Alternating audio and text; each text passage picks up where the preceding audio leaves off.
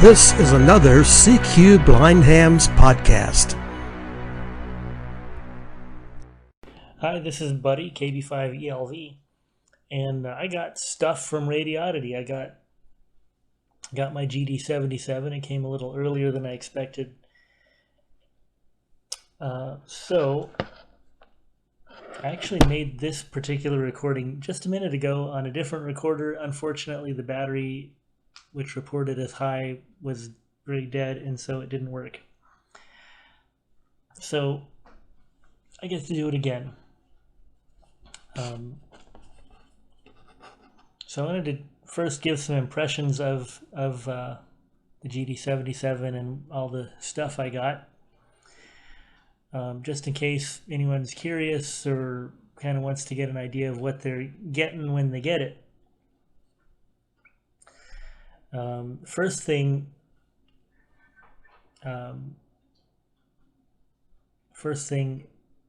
of course, the radio will have to be reloaded with firmware. If you want to get all the files separately, you can, but Ian DJ0HF has put together a nice package with everything that you need all in one place, which you can get from his website. And the link to that's posted all over Creation. I'm not gonna read it out on an MP3 because, well, who's gonna be able to deal with that anyway? So I'm not gonna do that. If you want it and don't have it, of course you can email me or contact me and I will be happy to give it to you. Otherwise, it's posted all over Creation. All right. So unboxing is fun. It's like Christmas. I love it. Unboxing videos would be a lot nicer if they were more descriptive, other than saying, well, we got a thing and it looks like this, and then they hold it up to the camera, and of course we don't get anything out of that. So we're not going to do that. But first thing, I want to say that Radioddity does a great job of packaging. They really make sure that things are well protected. So what we got is, first they stuck the GD77 box in a padded envelope. Also in the padded envelope, they stuck another padded envelope that had the nylon case that I ordered, along with the speaker mic that I got in my bundle. So they stuck that in another padded envelope and rolled that up, tucked it in beside the box with the GD77, sealed all that up in a padded envelope, stuck that in a plastic mailing bag, and off it went to DHL. So I want to go over a little bit about what I got from them. So Radioddity every so often runs specials, and they bundle things and put them in money-saving bundles. And that's what they did this time. Over Father's Day, they had a GD77 with a rainproof speaker mic, the Radioddity RS12 rainproof speaker mic, for $79.99, which is $5 less than they were selling the same radio for on the same page even.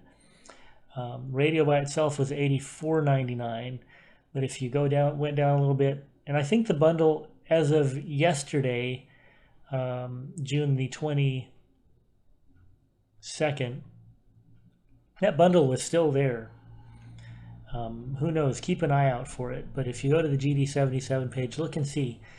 So $5 less gives you a $13 speaker mic. Pretty awesome. And if you spend over $99 at Radioddity, you get free shipping. So $79.99, of course, is less than $100 because it's or less than $99 because, you know, $99 after any discounts and coupons and whatnot. And by the way, you can't stack coupons, so the bundle plus any discount offer you get from anybody else, you can't stack those, which is kind of a shame. Got the bundle. I got an extra battery because I like getting extra batteries. So that brought my total up to $94.99. So what could I find that was $5, or I guess actually it's $95.99. Anyway, what could I find that was like $5 to get me free shipping? Well, I found this nylon radio carrying case. It's a kind of generic radio carrying case, and it's nylon or vinyl, or it's some kind of padded plastic thing. For $5, it's not bad. So I've got it in my hand. It came in a Ziploc plastic bag, and you know what it feels like. Kind of, it feels kind of like a sling that you wear on your arm if you sprained your arm. It's kind of what it feels like, but it holds radios of a particular size, standard size, sort of something like a Baofeng UV5R, Osheng, Pushing, TYT MD380, Redivus RT8, Kenwood, even a Kenwood TMV74. All of those would fit in this thing. It's got a little bit of stretchy elastic on the side so that it has a little bit of give, so you can sort of fit different things into it. So you put your radio in. There's a plastic clip that goes over the top to sort of belt the radio in, and it snaps together like your backpack or something like that, and holds your radio secure. And on the back, there's a snap. It unsnaps. You can put it on under your belt, so you can wear this thing on your belt. And there's even a handy shoulder strap, so you can wear it on over your shoulder or around your neck, as well as on your belt. Maybe you can do both if you're a belt and suspenders kind of guy. But you get all that for $5, and this case actually works very nicely for radios like the RT8, or radios that have the speaker at the top and the keypad underneath. And you could, and the way that it's set up, you can actually hit the PTT button and the side buttons on it. Not so much with the Kenwood D74. The Kenwood D74 fits, but you can't really use it inside the case in the way that you can like these other radios.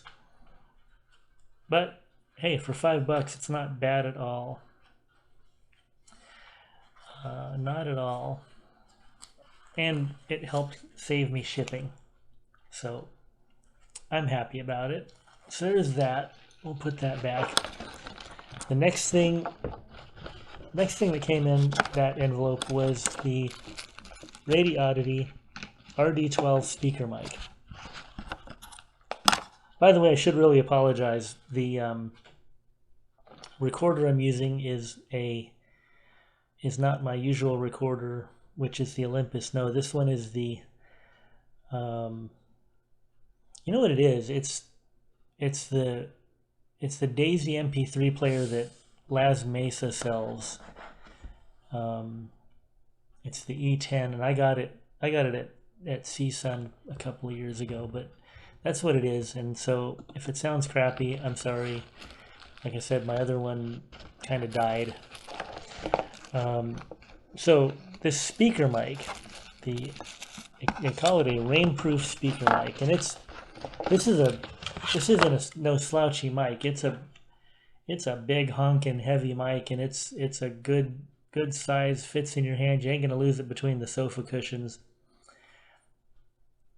Feels heavy duty. Sounds okay. Doesn't sound, it's got a, I don't know, it's hard to describe, but it's okay. It's all right. It's not real sharp or whatever, and audiophiles would probably go ew.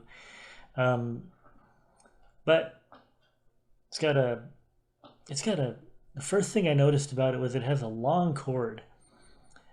From the base of the mic to where the cord starts coiling is a good 5 or 6 inches, and then there's the coiled cord which stretches out a good ways, and then at the bottom of the coil the cord extends another, oh gosh, has to be about 8 inches to the Kenwood style connector, which is at a right angle and points upwards when you plug it into your Baofeng or your Radioddity or your TYT or what have you. On the back, it's got a nice heavy duty, though plastic, lapel clip. Although this mic is so big that unobtrusive is definitely not a word that I would use to describe it. The clip is pretty stiff, so if you clip it to your shirt, you're definitely gonna notice. But it's a nice heavy duty clip. The clip swivels. It has stops all the way around 8 stops all the way around the 360-degree rotation. Nice heavy duty belt clip, and then push to talk. Good solid push to talk. It doesn't feel wiggly or wobbly. It feels pretty solid. But this thing has something a little odd. It has a second push to talk, which is on the top, sort of towards the top left edge. And it's about the size of a pencil eraser. And I don't know why it's there, but it's there. I found it and I was pressing it and I plugged it into a radio and I pressed it to see what it did and it keyed the radio. So I guess it's a secondary push to talk, but I can't for the life of me figure out why. On the right side of this speaker mic, there's a plastic cover. You flip it down, it exposes a handy 3.5mm headphone jack, so you can plug in headphones for private listening. Yeah, it looks okay. I'll have to try it sometime and see how it sounds. But that's my first impression. It looks like a nice heavy-duty speaker mic. And now we get to the main event, which is the Radioddity MD380. And here's the box. Box is solid box. Interestingly, I don't know, it seems like radio boxes get smaller every time. This thing is, it's not a big box. It's only maybe 8 inches by 6. But it's got some heft to it, which is kind of nice. It definitely does not feel lightweight. So we opened the box, and in the box, first of all, there was this weird shaped card that said something about asking for a discount or discount code or a free gift because thank you for being a Radioddity customer. So I took that out, and underneath that is a manual. Big thick manual. This manual is about the size of a small novel. It's a 100-page manual maybe, but I don't know if it's all English or if it's English and Chinese or English and Spanish and Chinese or what it is, but it's a manual. And it's a manual you can ignore because we're going to install different firmware, and so the manual is not going to be of much use. All right, so then we get to the big stuff. All right, so in the first thing, of course, is the radio, and it's sitting in a plastic tray all by itself, right in the middle of this plastic tray, in a plastic bag. So take it out of the plastic bag. Here's the plastic bag. The radio actually has the battery installed on it. Feels very very ergonomic in your hand. It's very comfortable. It's all these things are about the same size. This one is about 1/4 of an inch narrower than, if I had to estimate, about 1/4 inch narrower than the MD380, something like that, and it fits into this case very nicely. I just put it in to see. and we'll snap it in here. Yeah, fits in very nicely. So it's about a 1/4 inch narrower than the MD380 or the Kenwood THF6. Feels kind of curvy and ergonomic. It's thinner front to back, including the battery. It's definitely thinner than the MD380 or the Kenwood THF6. You know, interestingly, the Kenwood feels very blocky, but you know, it feels like an old school radio. The Kenwood does. Now this is all, like I said, curvy on the back, and but all these radios are about the same height. On the right side is a flip down cover that exposes the speaker mic connection. Speakers on the top. Below the speaker is the display, which has plastic that you can peel off, which I did. And then below that is the keypad. The keys are fairly small. If you got small fingers, no problem. I've got small fingers. If you got bigger problems. If you got bigger fingers, you might have a problem, maybe. I mean, they're not huge. I mean, they're not tiny, but they're you know, they're smaller, a little smaller, but they're very tactile, and well defined, and they're the keypad and the display have a border around them all the way around. The number pad keys on the bottom, sort of inverted sideways, are rectangular. They're a little rounded on the top and rectangular. Right above them are 6 keys that are kind of in a rectangle that is a concave rectangle, so that the bottom 3 slant upwards and the top 3 slant downwards, and then the ones on the left and the right also slant inwards from the left and inwards from the right, so that you've got a fairly solid rectangle of buttons, all concave and kind of indented sort of in the middle, so that if you were to look at this rectangle of buttons, the top and bottom on the left have corners, top and bottom on the right have corners, and there's a little ridge in between the top row and the bottom row to sort of differentiate them. But if you didn't know that they were separate, you might feel like they felt like rocker switches instead of separate buttons. But they're definitely separate buttons. They'll have very tactile feel. Feel very tactile and definitely take a firm press. On the left, of course, is the push to talk, which feels pretty solid, not mushy or anything at all, and the 2 programmable buttons below that. On the top of the radio is British, I guess. I don't know. It's a joke. It's got the antenna connector on the right, which is SMA female, and it's sort of recessed in this. It's got a plastic guard around the connector, so the connector is kind of protected. But it's SMA female. On the left is the on-off volume knob. There you go, that's the default power on tone.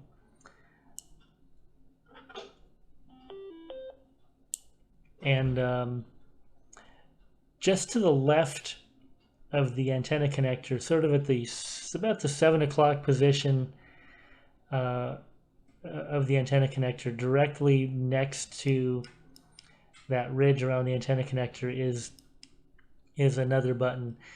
I think Ian calls it an orange button and says that you don't need it for much, but apparently it's a quick menu access button that does interesting things. It's very small. It's about the size of a pencil eraser, kind of like the speaker mic button, that extra push to talk on the speaker mic. It looks like it's about that same size and feels about like that, interestingly. So we've got that. The battery removes. There's a latch at the top of the radio that you push, and then the battery just slides down, and to put it on, slides back up. You have to hold the no, you don't actually have to hold the latch to put it on. You do have to hold it to take it off. Oh, and the belt clip. We'll get to the belt clip. Okay, so that's all that's in that top plastic tray. So you take that off, and then you got all the other goodies. Underneath, you've got a belt clip, and the belt clip looks like it's going to be easier to put on than the one for the Radioddity RT8,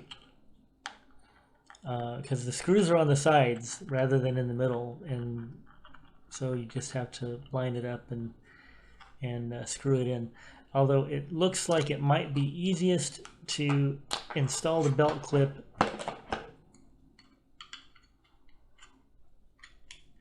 it looks like the easiest way to do it is going to be by removing the battery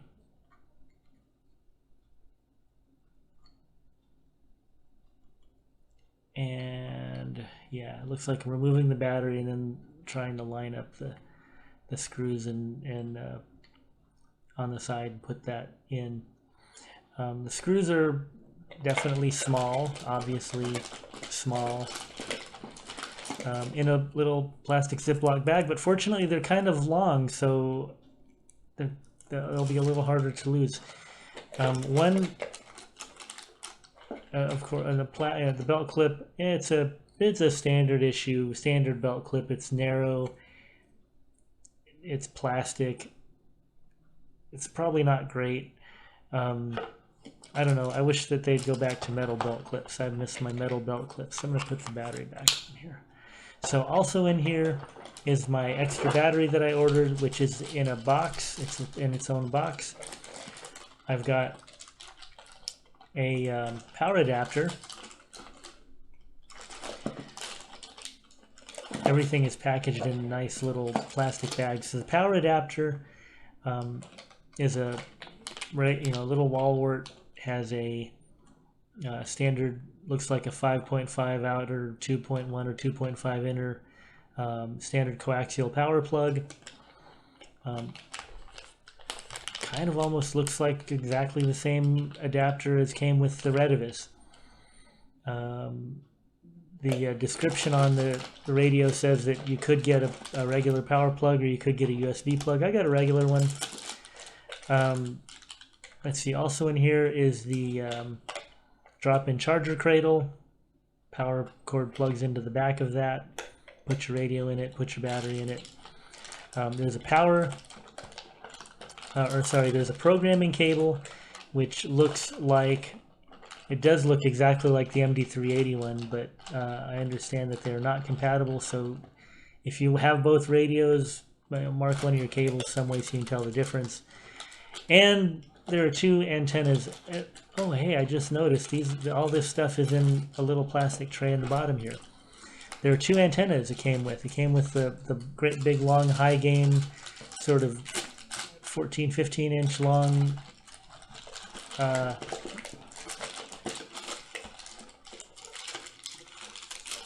extended ducky, and then the little regular 6-inch stubby ducky are all in here.